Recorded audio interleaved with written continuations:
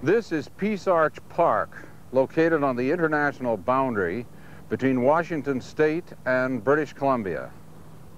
In September of 1964, a large crowd of Canadian and American citizens gathered here for an historic ceremony. Its purpose was to formalize the largest international resources agreement ever concluded between Canada and the United States. It was called the Columbia River Development Treaty. Now, more than 3 decades later, there is still controversy over the consequences and the costs. The main focal point of this event was the handing over to Canada of a check amounting to about $250 million. The money was advance payment to British Columbia for certain benefits realized by the Americans from the building of 3 dams in Canada. This ceremony signified that construction of those 3 dams in the Canadian portion of the Columbia Basin could now begin. The 3 dams built in Canada were the Duncan Dam on a tributary of Kootenay Lake, the High Arrow or Keenly Side Dam on the Columbia River near Castlegar, and the Mica Dam on the upper Columbia River north of Revelstoke. A 4th dam was built on the Kootenay River at Libby, Montana, and it created a reservoir 60 kilometers long in Canada. The Duncan Dam was completed in 1968. The Hugh Keenly Side Dam was completed in 1969. The Mica Dam was completed in 1973. Those 3 Canadian dams made possible greatly increased power production in the Columbia Basin and provided a quite wide margin of flood control. But the BC reservoirs flooded thousands of hectares of highly productive bottomland in the Kootenays. A 4th valley was flooded by the Libby Dam in Montana, whose reservoir backed up 60 kilometers into Canada. Since the 3 treaty dams were built, additional dams have been placed at Revelstoke Canyon on the Columbia River just north of the town, at 7 Mile on the Pend Oreille River near the international boundary, and the Kootenay Canal project was installed on the Kootenay River south of Nelson. In all, a total of 6 power projects have been built on the Columbia River system within Canada in the last 30 years. The Canadian portion of the Columbia River now provides 50% of all the electric power generated in British Columbia. Having a large storage reservoir in the upper reaches of a major river is one of the surest ways to get maximum power efficiency. Here at Mica Dam, the annual spring runoff is held in the reservoir each year. This dam alone provides 1/5 of BC's electric power. But the Mica Dam also creates huge power benefits downstream. This is how that works. About 100 kilometers downriver, the same water which produced power at the Mica Dam falls through a second set of generators at the Revelstoke Dam. All the rest of the way down the Columbia River, this happens again and again. As the water stored in Canada is released, it generates increasing amounts of power as it passes through a dozen or more dams on its way to the sea. Most of those dams are in the United States. Payment for downstream benefits was part of the Columbia Treaty package. The United States got half the power generated by Canadian dams, and they paid us in advance for a period of 30 years. Another kind of downstream benefit to building headwater dams is flood control. A disastrous flood occurred on the Columbia River in 1948. But the Canadian dams now provide much increased flood protection by holding back part of the spring runoff until the flood threat is past. Under the treaty, the United States pays British Columbia for providing this flood control. The main disadvantage to hydroelectric power is that the reservoirs created by the dams occupy large areas of valley bottom land, a very scarce resource in mountainous BC. Lakes and rivers converted to storage reservoirs now occupy approximately 300 lineal miles or 500 kilometers of valley bottom in the Columbia Basin in Canada. Treaty reservoirs have flooded forests, farmland, and human settlement. Environmental losses to fish and wildlife have been severe. Because the reservoirs are drawn down and refilled each year, many of these losses are permanent. More on that later. The annual rise and fall of reservoir levels is one of their most disagreeable features. Some reservoirs are empty for a good part of the year, showing unsightly stumps and mudflats when wet, and annoying dust storms when dry. In summer, when snowmelt has provided enough water to fill the reservoirs, they can be aesthetically quite pleasing. But the main reason for containing the water is to use it for the generation of hydroelectric power. In order to achieve that, it is necessary to fill the reservoirs every spring and draw them down again as the electricity is required. For those in the marina business, the length of the season is determined by the power demand, which in turn determines how fast the reservoirs rise and fall. We have like 9.5 or 10 months of sand and dust. We don't have water. It is true that hydro dams do not emit any chemical pollutants, smoke, or contaminated water, but we have learned that building dams and reservoirs invariably results in widespread and lasting environmental damage. And then there are the social impacts. More than 2,000 people were forced to leave their homes to make way for the new reservoirs. Under the terms of the treaty, this movement of people had to occur within a very short time frame. The deadlines were not negotiable. Because no public hearings were ever held, residents were poorly informed and had been given no say in a massive construction project that was sure to change their lives. Many of the people who lived through those days describe a callousness of treatment that is almost impossible to believe. They were very trusting people here. So when the negotiators came in, and they went from house to house, almost threatening them, this is what you get, this is the last offer you're going to get, you have to go, whether it was old people or young people, this is the way they were treated. I don't think they really registered with the people as to what was going to happen until the time came that they start demolishing the countryside with it. And I think then it sunk in that there was disaster was upon us. Being at the top of the Libby Reservoir, the Riziki Ranch at Wardner, BC was one of the last properties to be flooded. Like all valley bottom properties, it was highly productive land. Along with hundreds of others, the Riziki family were forced to relocate to higher ground. And as stated, there were fixed deadlines by which the land had to be cleared, ready for flooding, and these could not be changed. The Riziki buildings were below the maximum flood level, and they had to go. At high water, commonly referred to as full pool, this place would be flooded. At drawdown, the water will be 40 miles away. The site of the Riziki buildings is now defined by a few old concrete foundations. The valleys of the Kootenays were quite remote when the dams were being built. The few residents were very self-reliant people. While most were of quite modest financial means, their properties provided them with a way of life that they had chosen for themselves. Many were overwhelmed by the news that they had to be off their land by a certain time, and they were shocked to find that government negotiators placed a low value on properties that had supported some families for generations. The human stories are the least known of treaty impacts. I have to agree that if it's good for the majority of the people, that someone has to give up something. But at the same time, I really believe there should be fair compensation and a little more honest dealing. Gordon Ostrich and his family had a ranch near Waldo, a small town also in the path of the rising Libby Reservoir. Much of Gordon's property was flooded, and he was forced to cease ranching and take up other work. In an interview in 1973, Gordon was asked what it was like trying to deal with government on the subject of property settlement.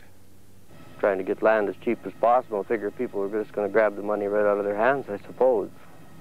I wouldn't say they were hard to deal with, but they treated you as if you were ignorant. You didn't know what you figured you were a few dollars would just break your arm off for it. This is the attitude they took. I think all the decisions were made, well, couldn't we use the word in privacy, secret? I mean, there was no consultation with public, not in Revelstoke with regards to mica, or I don't know too much about the Arrow Lakes, but my understanding from over the years that there was no consultation with over there. It was all a decision that was made by the politicians of the day in Victoria. The provincial government, with their property negotiators, they worked on the old people first, the seniors, the tired people.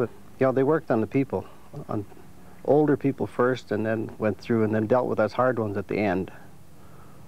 The Sharps were another pioneer family in the Kootenai Valley, and they soon learned that most of their property was also going to be flooded. The family resisted.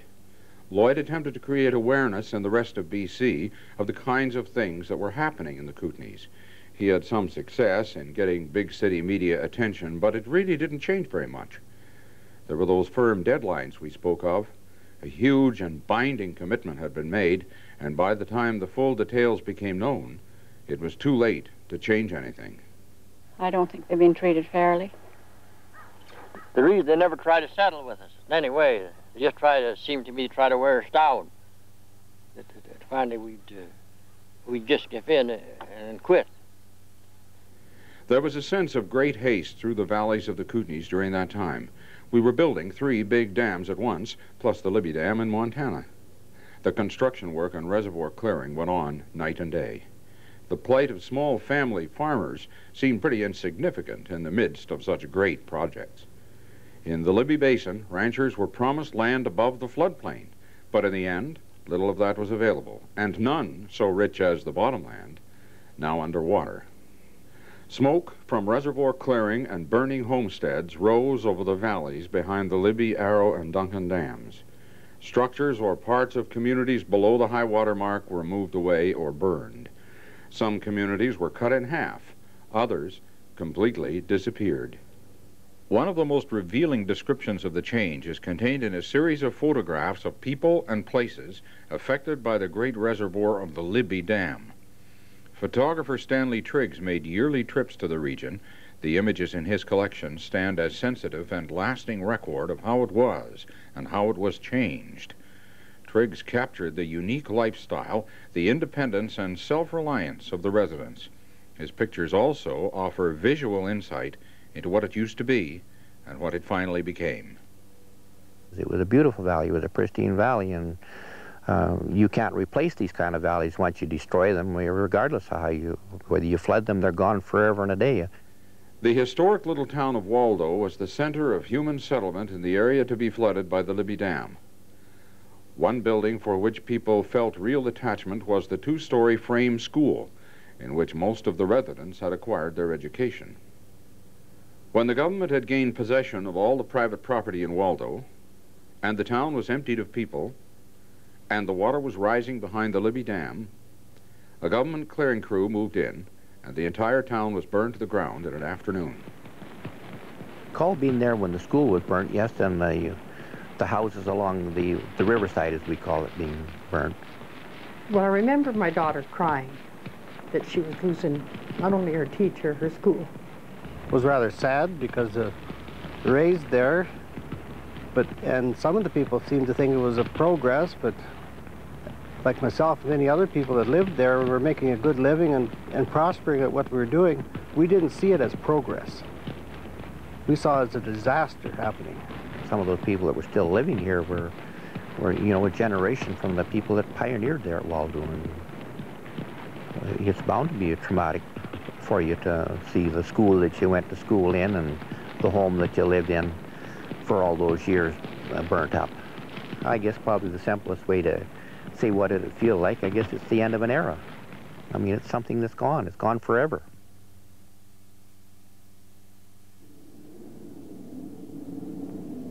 Only one building in Waldo, the community church, was spared.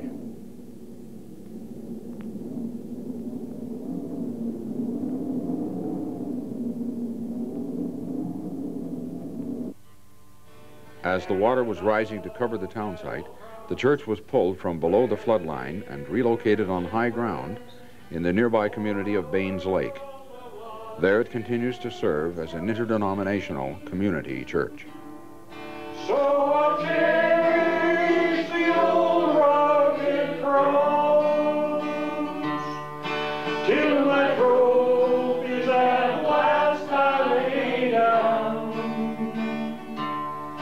I will cling to the old rugged cross and exchange it someday The Waldo Church was originally located on this ridge overlooking the town. Someplace out there were homes, post office, school, hotel, and other buildings. Even the foundations have disappeared, buried by the blowing sand. The very contours have changed, the result of 25 years of wind and waves, and the continuous raising and lowering of the reservoir. Just about exactly where the church once stood, the highest remaining point of land becomes a tiny island when the reservoir rises to full pool, and even this point is gradually being eroded away. Throughout the basin of the Libby Reservoir, the forces of wind and waves are changing the entire shape of the valley floor, and the reservoir banks are finding a new angle of repose. At Wardner, in the spring of 1973, Anton Rizicki, one of the last holdouts, was finally forced to move house with the water rising around him. He was at the top of the reservoir, and his place was about the last to go under. As with many others, negotiations for his land had dragged on for years. In the end, there was no choice but to move. The water was everywhere. The biggest dislocation of people occurred in the Arrow Lakes Valley above the Keenly Side Dam. The Arrow Reservoir backed up some 200 kilometers, displacing hundreds of families. Close to 2,000 residents were moved. Some found a bitter irony in being flooded out permanently so as to provide occasional flood control for people downstream. The residents of the Arrow Lakes feel that the battle will never be lost until the water comes right over their properties and dooms them to elimination. My particular piece of land that was flooded was probably one of the most valuable pieces of land, of farmland in British Columbia. Anyhow, we could gross $2,000 an acre per year off that land, all of which is now underwater. Now, the Oliver Burgers at Burton, they were in the same boat as we were, and they went to court. But, of course, Hydro had a whole team of high-priced lawyers, and he lost his case. And that's been a ruined family ever since, and there were others of that sort. I'm just giving you two examples. But the people in the Arrow Lakes had lived, almost all of them, in that environment at least since the First World War. Many of them were old, and they'd lived there for 40 or more years in small communities. They were intensely conscious of their communities and the environmental surroundings of these communities, living in a very distinctive and sympathetic place. And to destroy that and to move them away from it was a dreadful insult. On the Arrow Reservoir, unlike some, the forested areas of the valley bottom were cleared before flooding. Even 30 years later, the aftermath appears as an unsightly expanse of thousands of stumps when the reservoir is drawn down. In effect, it is one of the largest clear-cuts in the province. The silt carried by mountain rivers is very fine in texture, almost like flour. When it gets dry, it can become airborne. All natural rivers transport a certain silt load suspended in the water and carried along by the force of the current. On rivers with dams on them, the current nearly stops where the reservoir begins, and the silt particles sink to the bottom. As a result, the silt from a given year is gradually distributed over most of the reservoir area. When the flats are bare and dry, the silt can be picked up by a strong wind. In response to public objection about the dust problems, BC Hydro has undertaken to settle the dust, as it were, by seeding agricultural grass species on the reservoir bottom. Not all the bottom land is accessible for treatment. Some of the old islands are still isolated. But in those areas where the seeding has been successful, the extent and intensity of the dust problem has been much reduced. Standard practice is to clear reservoirs before flooding, but in the case of the Duncan, they put the water in before they took the trees out. Behind the Mica Dam, it was much the same, except that the forest flooded there was much larger. People were enraged at the drowning of these forests. Years after, working when the reservoir was drawn down, fallers completed the dangerous job of clearing the Duncan Reservoir, and some wood was salvaged. The small community of Hauser was located above the Duncan Dam and is now vanished without a trace. When empty, The Duncan Reservoir is another of those now familiar expanses of gravel ridges, stumps, and dunes. A well-built boat launching ramp does permit anglers to carry out recreational fishing in the drawn-down reservoir. At low water, it's a long ways to the lake. At full pool, the Duncan Reservoir normally rises right to the tree line, but for years after the dam became operational, swimming or boating was next to impossible because of huge rafts of floating debris. Until it was finally cleaned up, years after construction, the task of trying to create a usable beach area was left to local volunteers. The idea that reservoirs would automatically become recreational lakes had little currency among those who actually had to contend with debris problems like this.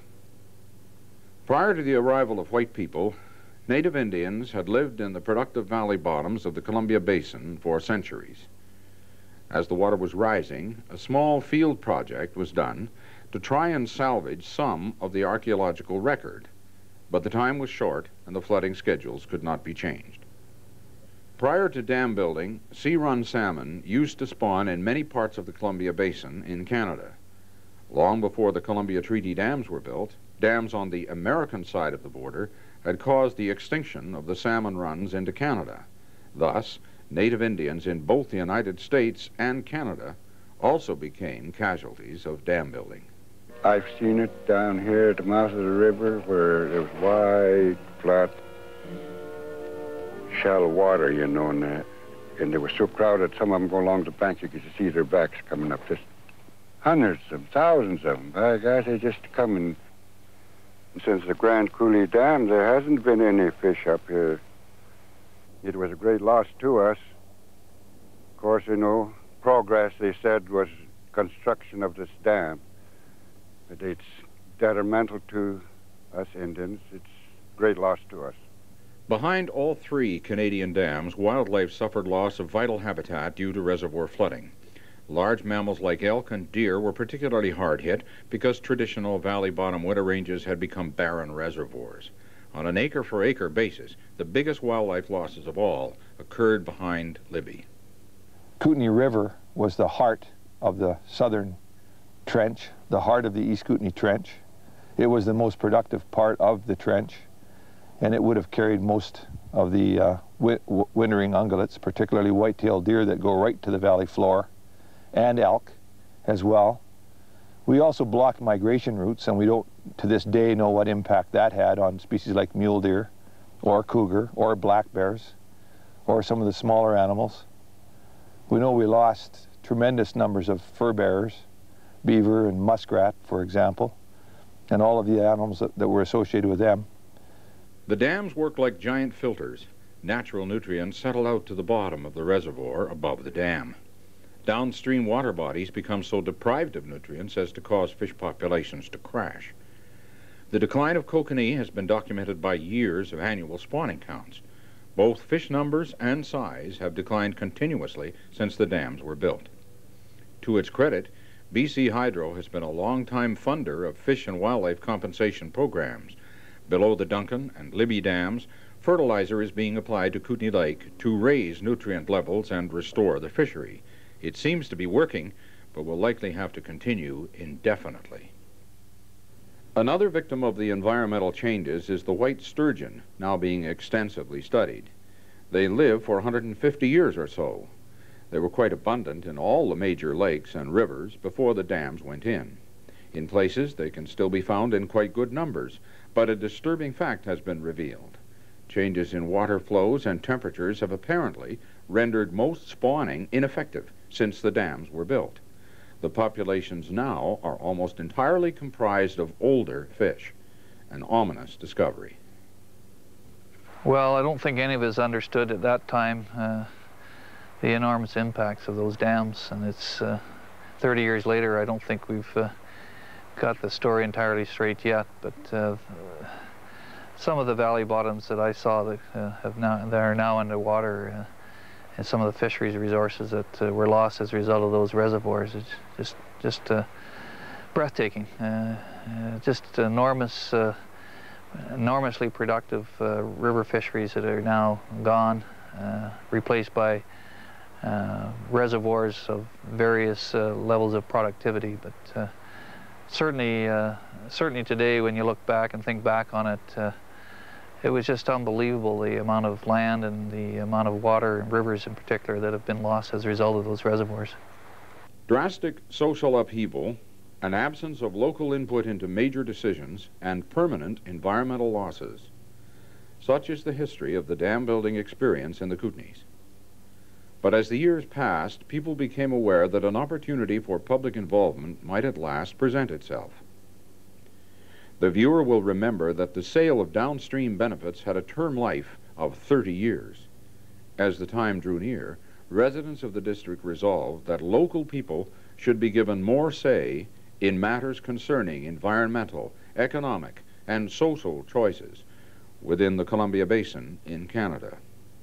The Columbia Basin Trust was created in that spirit. The Columbia Basin Trust Act was given overwhelming approval by the BC legislature in 1995. We see the trust operating through the direction of the public.